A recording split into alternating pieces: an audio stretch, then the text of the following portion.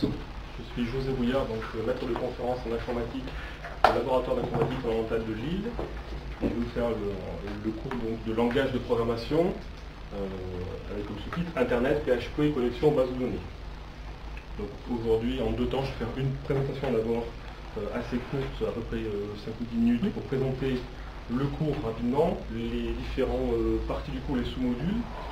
Et puis ensuite, je déroulerai un petit peu le contenu du premier cours, installer les logiciels dont on aura besoin pour ce cours. Donc le plan du cours, ça va être le suivant. Introduction, d'abord, les rappels autour de ce que c'est que le web et le langage HTML.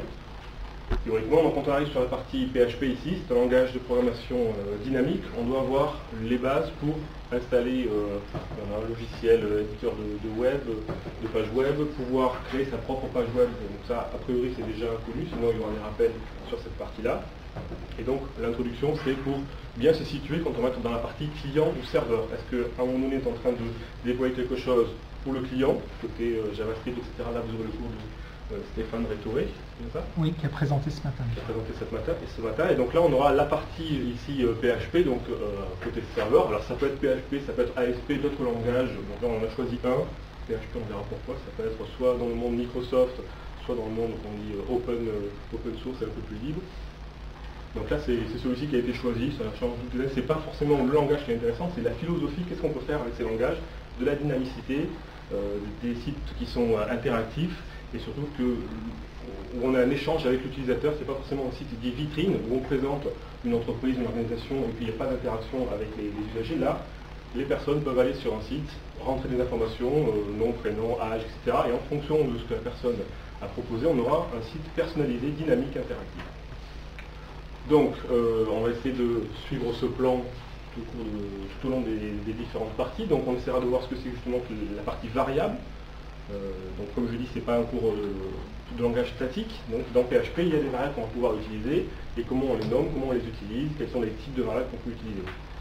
Les opérateurs, c'est la partie un petit peu mathématique ici, les opérateurs arithmétiques, des plus, des moins, des additions, etc. Mais aussi les opérateurs binaires qu'on peut utiliser dans ce langage-là. On va juste survoler cette partie-là, simplement pour les connaître. Quand on a besoin de dire je veux vérifier si cette personne est majeure et si elle est non-fumeur, par exemple, je vais utiliser un opérateur AND, OR, XOR, etc. C'est ce qu'on va détailler ici. La notion de tableau, non pas au sens HTML de présentation graphique, mais au sens tableau associatif, des informations qu'on va pouvoir trier, par exemple, dans un certain ordre pour les présenter aux utilisateurs selon justement leur ascendant, descendant, chronologique, ce qu'on veut. Ensuite, la notion de structure de contrôle et de test, c'est tout ce qui va nous permettre de faire des branchements conditionnels. Le classique si, alors sinon. Si telle opération est vraie, telle condition est vraie, alors je vais dans telle branche de l'algorithme, sinon dans telle autre. Et c'est ce qui va permettre de faire des choses assez dynamiques et interactives, justement en fonction de ce qu'on va récupérer de la part des utilisateurs. On va demander un âge par exemple, la personne va mettre une date de naissance, etc. En fonction de ce que je vais récupérer, je vais pouvoir dire si on est dans tel cas, alors il présenter tel type d'information, sinon tel autre, et bien sûr pouvoir croiser comme ça les différents tests que l'on peut faire. Parce qu'il n'y a pas simplement le test si, alors sinon il y a des tests if, else if, etc. qu'on détaillera dans cette partie-là.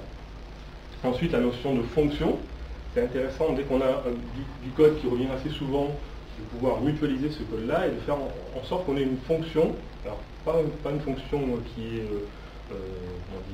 déjà dans le langage, on a des fonctions comme ça dites spécialisées comme PHP info, certains mots-clés qui sont obligatoires dans le langage pour pouvoir l'utiliser. Là, c'est des fonctions que nous allons créer nous-mêmes concepteurs pour nos propres besoins. J'ai besoin de faire quelque chose d'assez répétitif de temps en temps. Je vais créer une fonction pour essayer d'optimiser le code. Et ensuite, la notion très importante aussi, c'est de pouvoir accéder aux bases de données, comme tout à l'heure, toujours dans le même outil, de pouvoir faire quelque chose qui est dynamique et interactif, au lieu de chaque fois modifier le corps de mon document, en HTML ou en PHP, c'est-à-dire le langage que l'on représente sur Internet. On va essayer de voir comment on peut accéder à des bases de données, modifier simplement la base de données, donc ça peut être en verra de tout type, Access sur Microsoft, MySQL, tout ce qui est basé autour de SQL, et ensuite simplement pouvoir faire en sorte qu'on modifie l'information qu'on va présenter aux utilisateurs, simplement en modifiant la base de données. Ça peut être, on est un voyagiste, on veut proposer par exemple des voyages tour opérateur, des choses comme ça. On ne veut pas chaque fois les modifier. Tiens, on a un nouveau voyage à présenter, on a une nouvelle offre, je vais modifier la base de données et avec des mécanismes qu'on verra en cours, on verra comment faire en sorte que le site soit toujours à jour.